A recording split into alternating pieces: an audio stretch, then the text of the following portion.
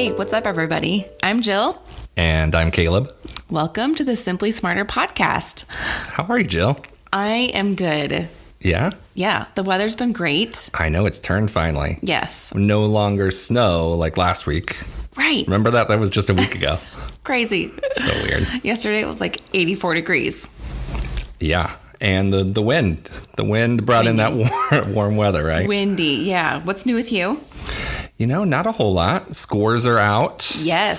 From the April test, so Yes. That's exciting. I've already heard from one. Yeah. Again, I'm sure we're going to get bombarded with a lot more later today. Yeah, let's hope so. But she's up 6. That's so amazing. We'll take 6 points. 6 is great. Yeah. Yeah. So, I love that. yeah, not too shabby. If I could have gone up 6 points on my test. Can you imagine? Yeah. Crazy. Well, that's Fun That's times. really good. Congratulations to her. Yep, that's right. Awesome. Good What for her. else? Anything else going on? Not really. Yeah. I mean, just normal life. Trying to get outside a little bit more. Mm-hmm. I may try to play some golf sometime this week or weekend. Yeah. So that's always a good thing. That's relaxing. Yeah, I need that. Yeah. It probably wouldn't be relaxing for me because I would be missing the ball quite a bit and then just getting frustrated. It's frustrating even when it is relaxing. That's the secret of golf. That's true. No one really tells you that. Practice makes perfect, huh? About that. We actually watched some of the golf tournament this past weekend. I had it on and Molly was sitting there and she's like, how come none of them are making it in the hole? And she was like getting angry. They're like professionals. How come they're not hitting this That's 14-foot putt all the time? That's true. Who was playing this weekend? What was the tournament? It was the Zurich Classic. Oh, sure, And it was like sure. a team thing. So it's kind of a very different format. Okay. So it was fun. What It was different. what the audience missed was my giant eye roll. I think it was very implied. I just rolled right through it because I don't care. I think do watching care, golf but- is quite boring. Yeah. It's good to nap to, in my Yeah, opinion. exactly. No, I fall asleep to golf frequently. Yeah. My husband loves it though. Yeah. So that's nice for him. I'm between the two of you, I Yeah. guess. Okay. I like watching it. I like the enough. statistics behind it because I'm Of course nerdy. you do. Yes, you do. Yikes. Anyway, Yes, you do. Well, big week for us. My littlest guy is turning 6 on Thursday. wow. Isn't that crazy? The littlest is 6? I can't believe Aw. it. Yeah. So Cute kid. I know we'll have a little birthday get together for him this weekend with some family. So excited about that. That'll be great. Yeah. So getting into the podcast this week, we are going to talk about current college admissions and what that looks like right now. Right. For class of 2022, right? Right. Primarily. 2021, that's mostly locked down. Yes. If you aren't accepted, get on the ball. Right. Do it now. Stop listening. There may be Do it some now. schools out there that are still needing students. You may have more picks than you normally would. Mm-hmm. But we're going to really focus on class of 2022 and just talk about the mess that is college admissions. And so much unknown right now. Mm-hmm. I mean, like you said, 2021 is pretty much set. All the information is out there. Right. And it had its own issues, right? Like, I mean, did. we were in August and September, and many schools across the country were still making decisions for the class that was trying to apply. Yeah. Right. My biggest fear is that we're going to end up in that same boat all Same. over again. Mm-hmm. Now it's only April. Yes. So maybe there's some End hope. of April. Yeah, almost May. So there's that. True. Yes. And I was doing a little bit of research for this particular podcast, and it did say like a lot of different scenarios for 2022. They're pending. We don't know yet. It has to be approved by the board, and that's still pending Right. as of today. It's definitely been a tricky environment to try Right. to figure all this out. And I can't imagine what students and families are going through where this is maybe a brand new process for them, or maybe they went through it with an older kid, but now it's completely different and It it is. doesn't look anything the same. We get it. I mean, that's kind of why we're here. Is we're trying to dig in and trying to figure it out for our students, and try to help them manage it a little bit better. Right. So let's just walk through this. What's the best case scenario for a current junior or current sophomore? Like, what should they be doing right now to prepare for what could be their college experience. Could be, who knows what it looks like. Yeah. I think some of the things is that they can be doing right now is just gathering the data so that they have all of it ready for whatever comes, right? So it's pulling together your activities list, your grades, all that kind of fun stuff, making sure that you are ready to jump on applications when things are actually launched. On top of that, because there's so much uncertainty, again, testing, if you haven't tested and gotten a score that you're pretty happy with, even if you're not ecstatic about it, you should have a score on hand, because not every school is going to be test optional. We know that already. More and more are going to still be here for the class of 2022. But I think making sure that you kind of get your ducks in a row. And again, I don't want a student to be making their college list based upon, my 3 of my top 7 schools are not test optional. I'm just going to cross them off my list. But what if one of those were the perfect school for them, right? So yeah, it just depends. We'll see how that kind of rolls out. But I think those are some basic things.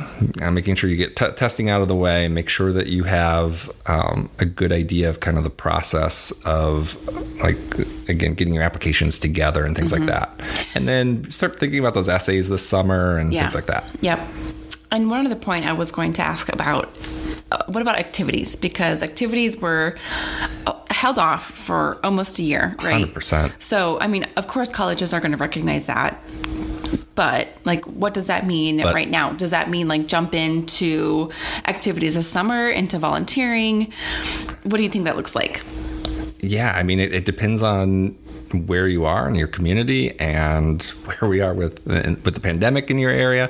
I think it just is going to look very different in different places. And this is where I think this is one of the hurdles that I see in college admissions, right? Like, first and foremost, more and more schools are going test optional, right? So they have one less really important data point, even if they may not, in my opinion, be evaluating it in maybe the right way. Like, they still had that resource where it was comparing students from one state to the next or one school to the other. Yep.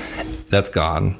And then you have grades that shifted, right? Yeah. Like, a lot of schools are still pass fail. I saw a stat that it's something like only 70% of students nationwide are going to school at least one day a week, right? Oh, wow. Yeah. So that means there's 30% that are still completely remote. Like, there's a lot of stuff like that. So how do they interpret grades? And then you get to extracurricular activities, right? Whether it's sports or music or part-time jobs or whatever it is, and most of that is gone, right?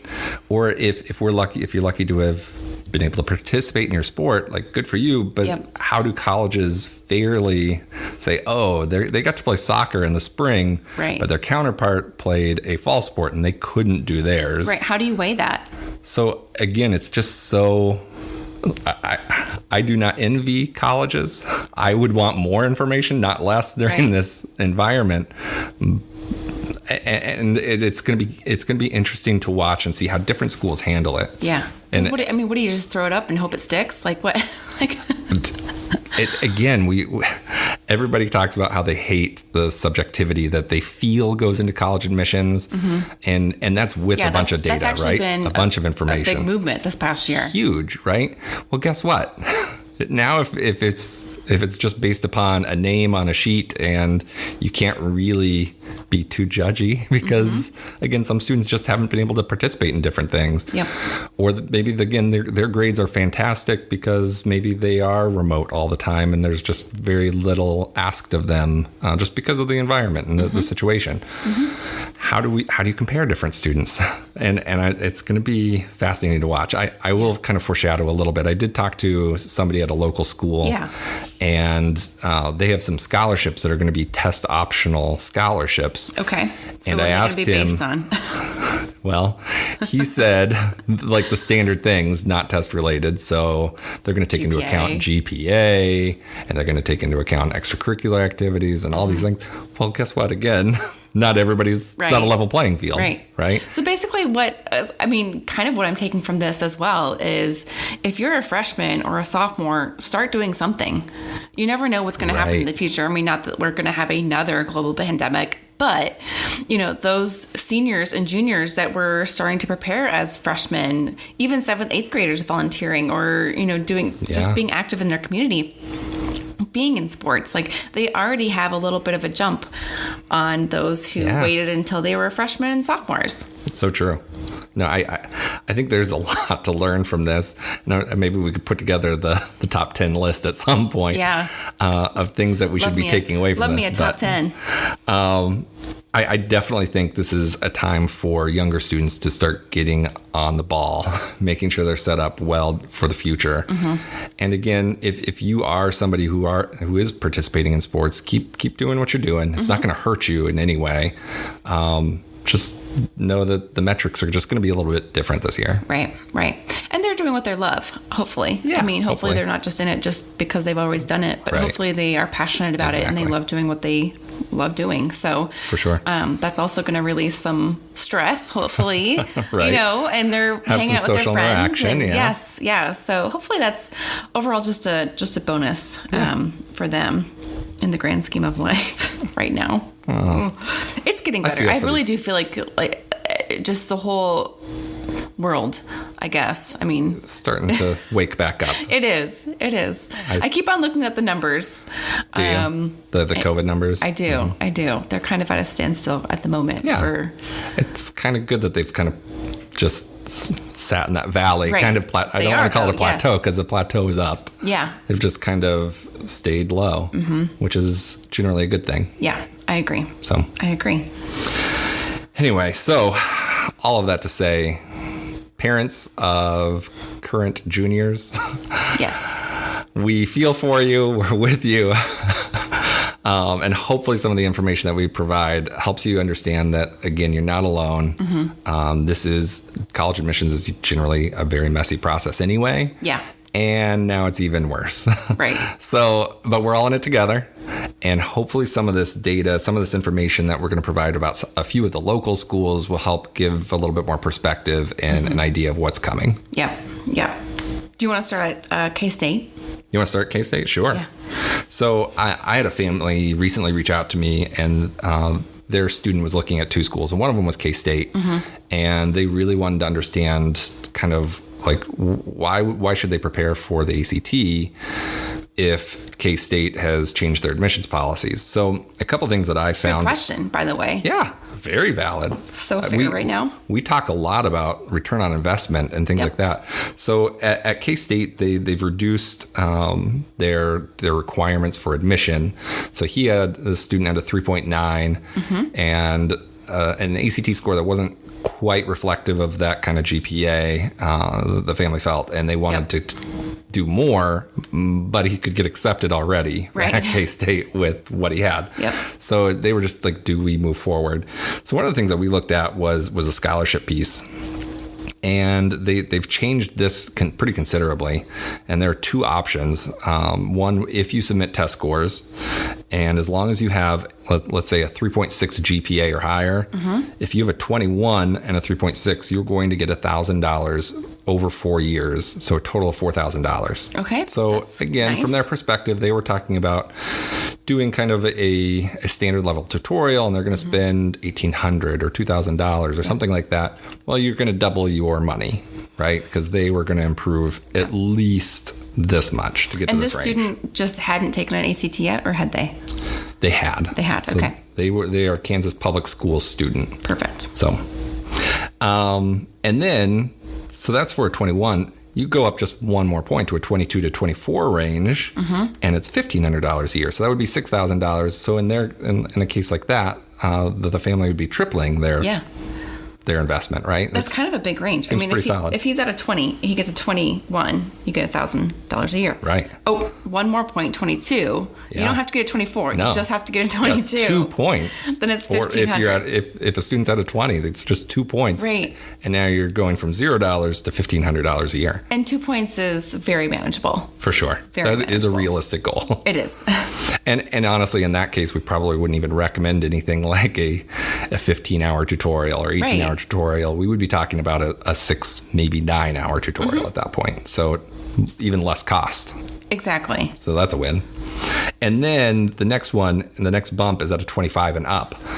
And that was for $2,500 per year over the 4 years. So $10,000 scholarship. Yeah. And again, that would take a little bit more time and energy and investment than a 6 or 9 hour tutorial. Right. But again, if that student sees a 5-point improvement from a 20, then guess what? Yeah.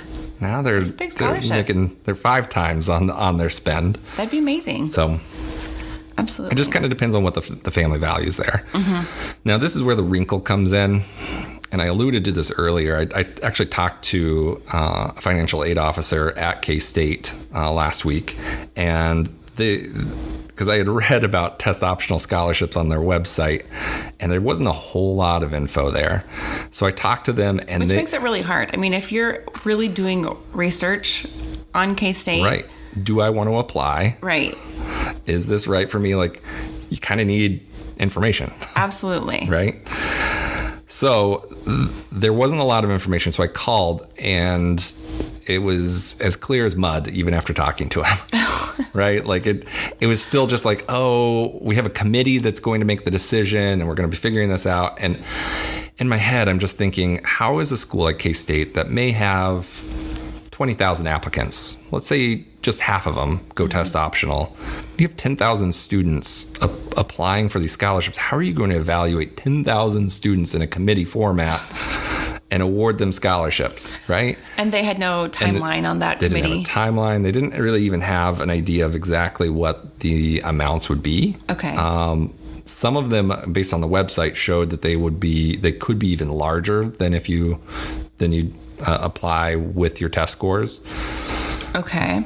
But they don't have any data. Like, do they give out 2 of those each year that are larger? Right. Do they give out? I mean, there's no rhyme or reason. And the again, chances are even more slim. Yeah, exactly.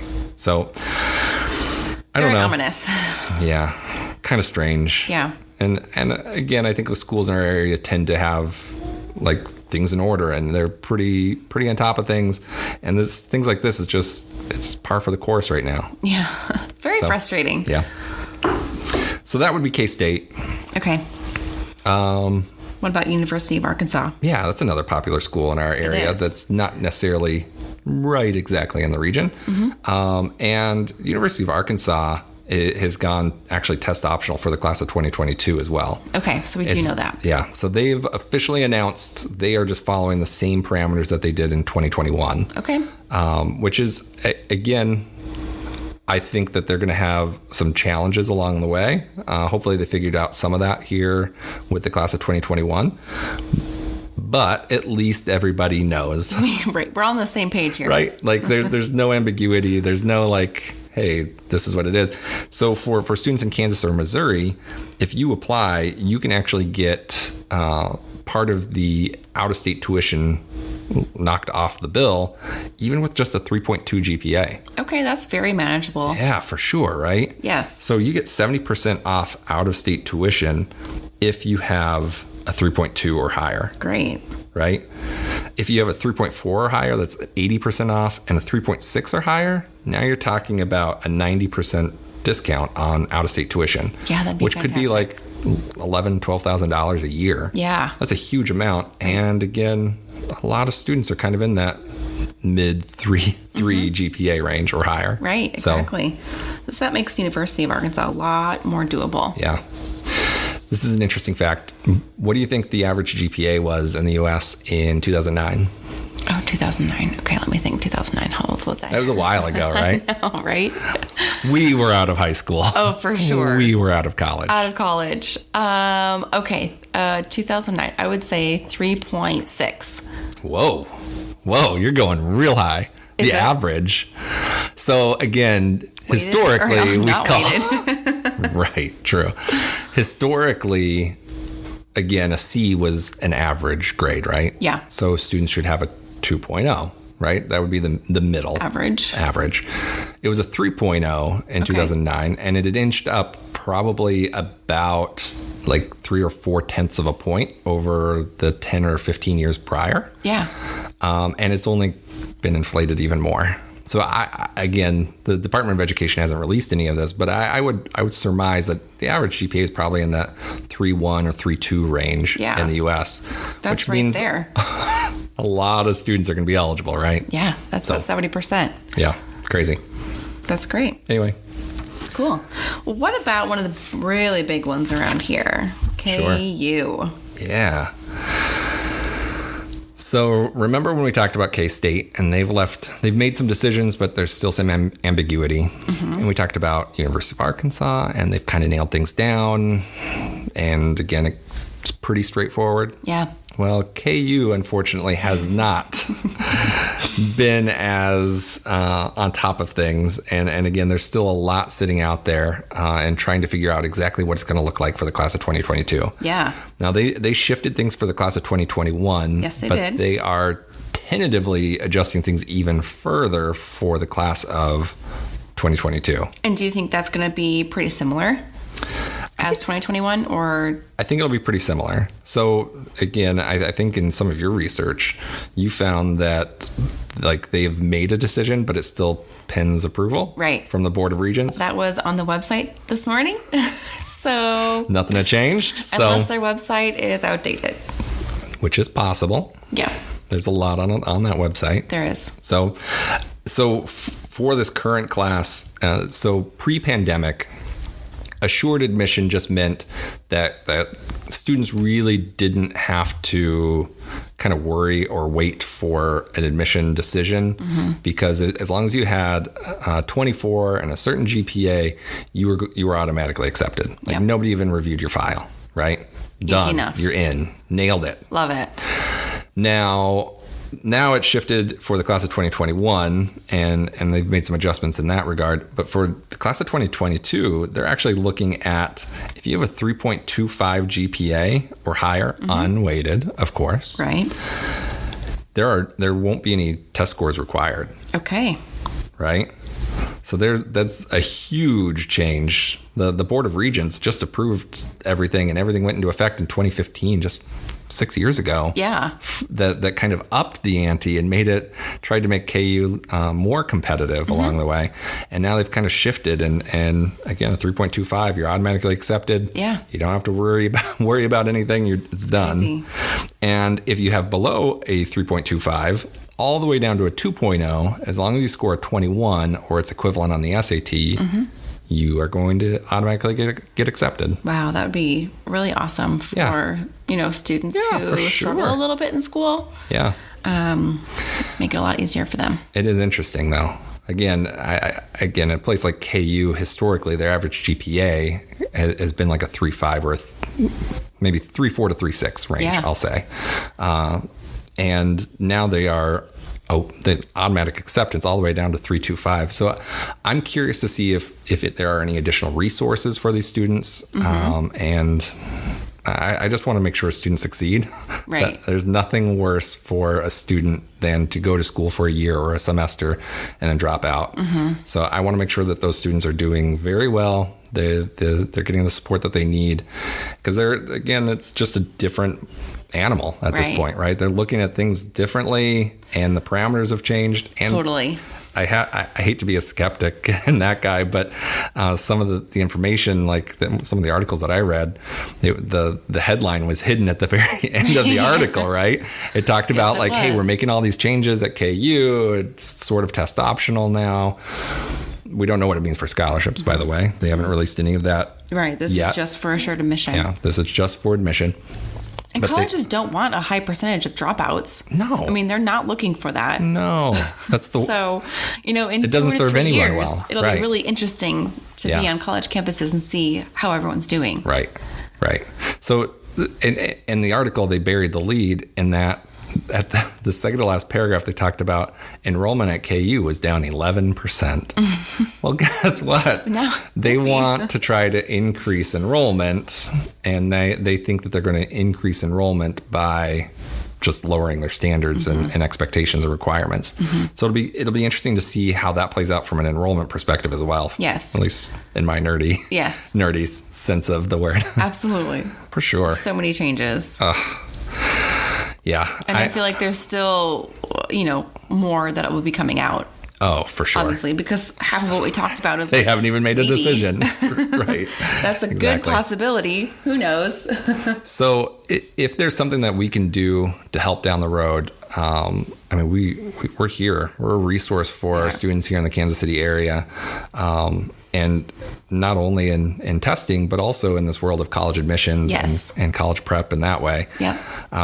And we have years and years of experience, and we want to be able to help you manage this process as the best that we can. Yep. And at least put your best foot forward, because that's all we can control. Absolutely. And each family looks different, right? Each student is so different. So it's going to be a customized approach for that student. Yep. And I mean, just another thing, I mean, the June and July tests, June has already started preparing. Yeah. We are now looking forward to July, and we have the Future of Us scholarship winner that we are going to be working with for Yeah. July. So reached out to her this morning, and we're really excited to start working with her for that July test date. So more to come on that. We always like to keep you guys updated on our scholarship winners. So looking forward to working with her. Absolutely. So It'll be our third one already this year. Yes, man, It's wild. time is going by so fast. Third or fourth? Like we just said, April's almost done. Oh, man. Goodness, school's almost out. I know. I was thinking about What is that earlier. happening? Yikes. Like 3 weeks. Yeah. Whoa, 3 weeks. Yeah, Bonkers. it is. And then summertime. Yay. Crazy. Excellent. Well, thanks. Yeah. It's good chatting with you, Jill. It was. And don't forget to subscribe to our podcast so you can keep current on every podcast that we have. And don't forget to give us a 5-star review. We would love that. We appreciate you guys. Thank you for listening. All right. See ya. Bye-bye. High school can be tough. We'll help you navigate some of the areas you need help with, including the college preparation process, by providing advice for families. Every student is different and has a unique path. That's why we created this podcast. Our innovative and intentional approach builds confidence in the individual student. Listen each week to find out how students can score better on college placement tests with techniques and methods that build confidence, beat test anxiety, and identify strengths within each student. You're listening to Simply Smarter with hosts Caleb and Jill. Check out our blog at GetSmarterPrep.com for more college prep related topics.